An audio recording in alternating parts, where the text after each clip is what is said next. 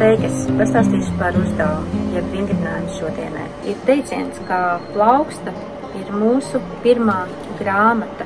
Bērniņš ienākot pasaulē, viena no pirmajām lietām, ko viņš iepazīst caur redzi, smaržu, garšu, tausti, viņš iepazīst savas rociņas.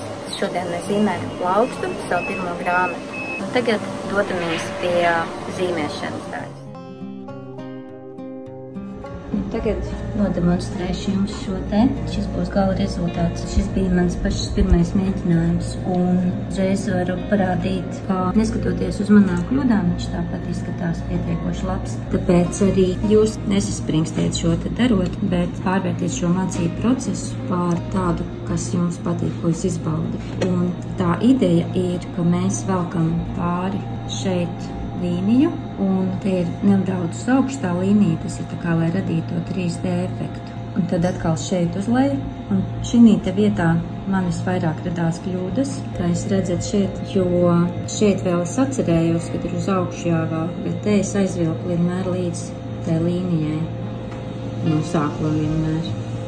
Tā kā pievērsiet uzmanību šim te, kad iet uz leju, kurā brīdī iet uz leju. Iedomājieties, cik tur apmēram varētu būt tas noliekums. Mēs sākam šeit, tad iet uz augšu, tad velkam tā, un tad neaizmirstiet kaut kur ap šo vietu sākt iet uz leju. Un tad atkal mēs velkam tālu nevis uz leju, bet paralēli lapai velkam. Un tad atkal ir tur, kur ir īkšķis, mēs iztaisam tādu apli. Un tas ies nedaudz zemāk, kā jūs redzat, te ir līnija, iet uz leju, te ir līnija, tad ir aplis un viņš atkal ir zemāk. Bet nešķīvi, tā kā es te vietām vilku tā kaut kur te rekur, bet paralēli lapai. Tas ir ok, kļūdīties, neļaujiet sev apstāties, tāpēc teicu, ka zīmēšana tas ir mācīšanās atrisināt problēmas un arī ļaut iet.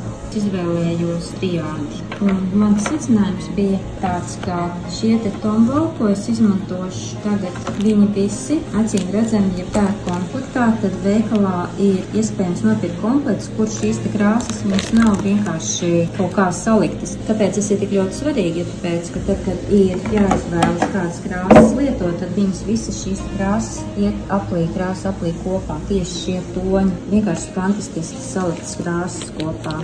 Jau gatavos komplektos, un es izmantošu nevis plomsteru, bet jūs varat izmantot plomsterus arī.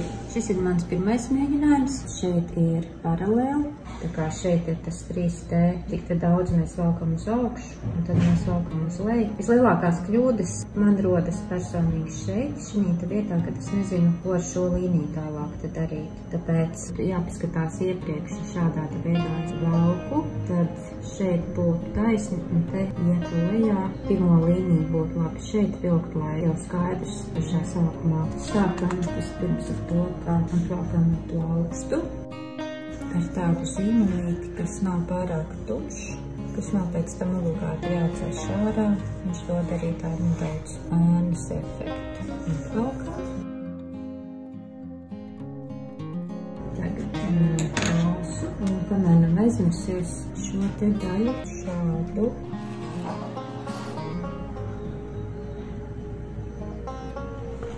Principā, būtu jālāk no kreisās uz labo.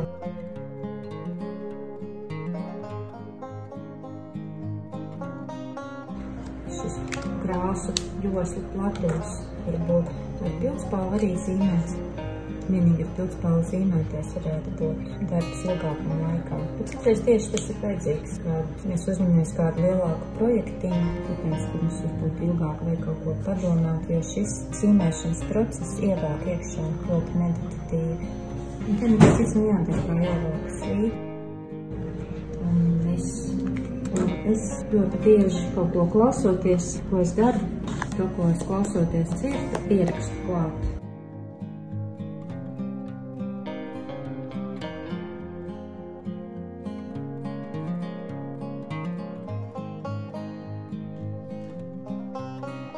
Un jautājums ir par šīm krāsu līnijām, cik tālu vilkt.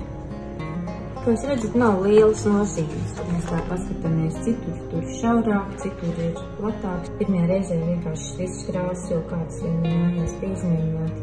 Tas, kā es teicu, tas viss ir izvēle. Nav noteikumi tur. Neaizmirstam šo te pārēju.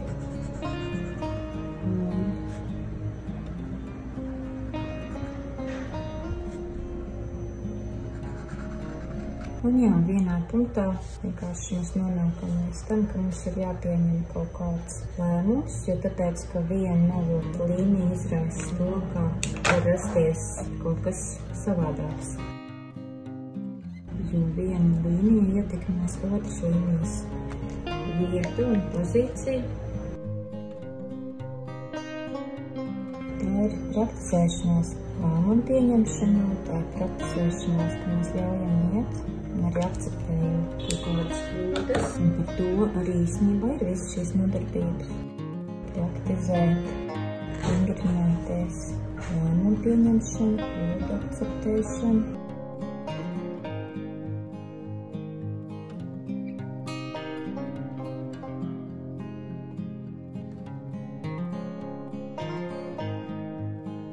Un tā nav dot, man liekas, tādu vienu sevi.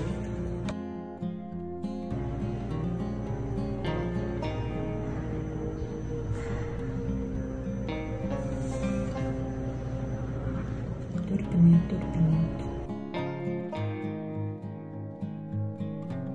Izskatās tā kā roka būtu palikt apakšā zem kaut kāda auguma. Pēc tam, ja viss paliek tik rēps, tad man jāuztraucas par kļūdiņām, kad redzēs. Neaizmirstiet datumu pierakstīt, šodien 13. decembris 2021. gads.